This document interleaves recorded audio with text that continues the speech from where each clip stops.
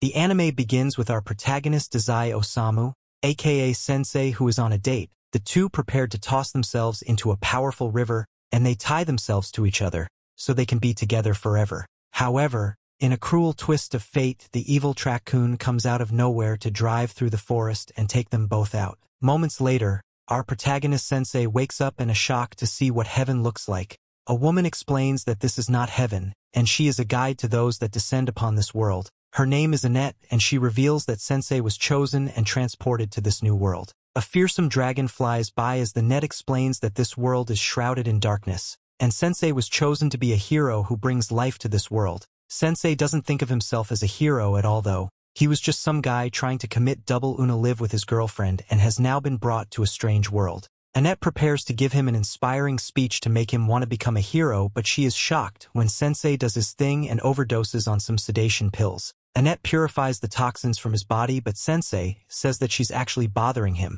Annette demands for Sensei to become a hero to fulfill his great mission of saving this world, but Sensei is just looking for a place to stop living. Sensei keeps chowing down on his pills, but Annette reminds him that he is the chosen one. Sensei points out that he never decided to be chosen, but Annette explains that Raccoon is actually an otherworld selection truck. Among the many people in Sensei's old world living unhappy lives, only those struck by otherworld Raccoon get to redo their lives in this world. This is actually a world transfer service that her world provides. Being hit by Raccoon means that he was unhappy with his life, so he was granted a chance in this world. Sensei finishes up taking some more pills, and he angrily points out that the stupid truck interfere with the happiest moment of his life, his double unalive. He points out that they don't have the right to decide who's unhappy, but from her point of view, he was saved from a life so unhappy that he was going to end it all. Ultimately, Annette decides that his complaining doesn't matter because Sensei will surely change his mind when he sees his stats. Without exception, every human brought to her world is granted the ability to wield superhuman powers.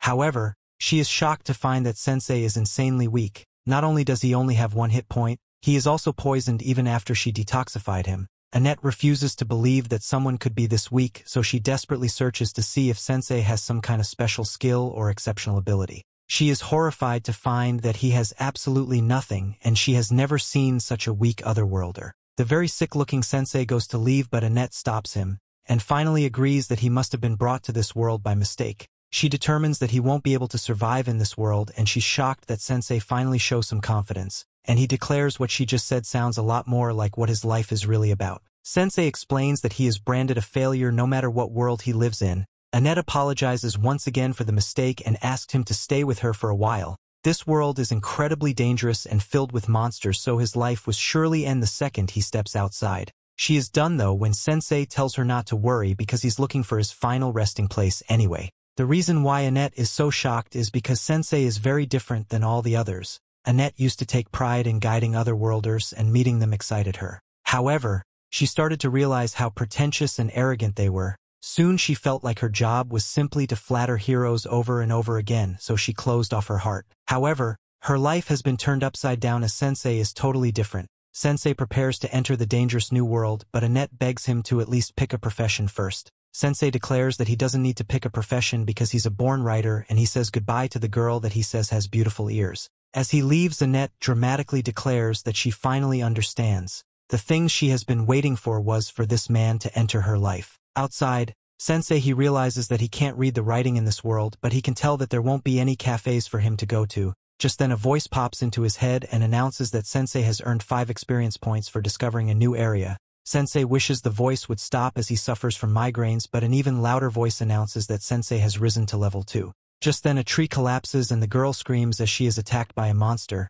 She begs Sensei to help her because he's an adventurer, but Sensei just stares at her and thinks about how a lot of people have really shaped ears in this world. She keeps begging for his help, but does he just ask for her permission to write a novel about her? Sensei eventually realizes that she wants him to save her, so he tells her to give him a moment. Sensei makes a half-hearted attempt to reach out to her, but ultimately declares that he can't reach her. She asks him to use a sword or a spell or something, but the monster just ends up taking a hold of Sensei as well. Sensei simply says that he can't breathe, and the girl explains that the tree is stealing their life force. They only have a few more minutes before their lives end, but she is shocked when Sensei says that that's good news. Sensei finds delight in his final moments and says goodbye to the world. The girl begs him not to give up, but Sensei is completely unresponsive. She is stunned that her life will end in such a strange way, but she's even more surprised when the tree is covered in darkness and it explodes. Sensei is shockingly still alive, much to his disappointment, and the voice and that Sensei inflicted 300 damage with his poison.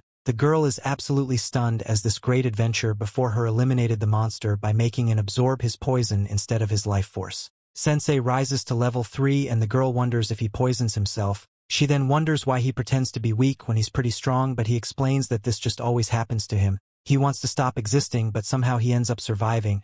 He has tried to stop living 5 times but has never gone right once. The girl has no clue why he's so depressed, but she is grateful that he saved her life, so she thanks him. She offers to take him to her place to rest, and he introduces himself when Sensei touches her hand though. He is reminded of his girlfriend Sacchan and he wonders if she came to this world too. The girl then angrily tells him that her name isn't Sacchan. She tries to tell him her real name, but Sensei is already in the clouds thinking about Sacchan. The girl gets frustrated as he ignores her, but he has a good reason. Sensei has just found a reason to live in this new world. He goes over his last memory with his girlfriend and declares that he will find Sacchan wherever she is in this world. His declaration isn't exactly what it seems, as he wants to find her, so they can commit double live again. Back with Annette, she prays to the god of her world so that Sensei can be protected. She also wishes to meet him again one day, and she gets her wish as Sensei returns. She couldn't be happier to see him, but she is stunned when his new cat girlfriend is there too. Annette can't believe that he already has a girl companion, but she composes herself as Sensei has a question.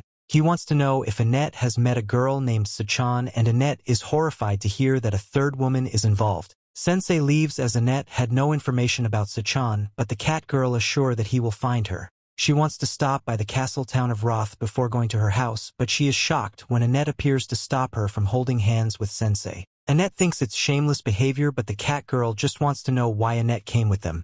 Annette is too shy to answer, so the cat girl realizes that she must be in love with Sensei. Of course, Annette denies it and simply declares that it's her job to protect the weak otherworlder.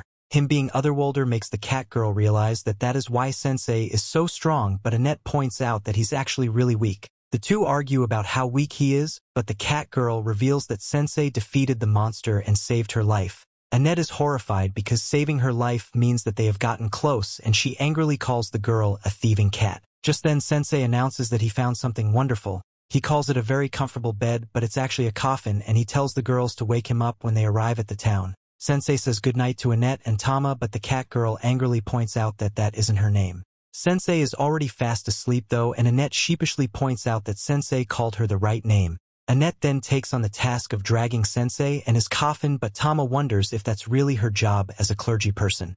And with that, we have come to the end of this part. Stay tuned for next part. Don't forget to subscribe to the channel and activate the notification bell to receive all the latest updates.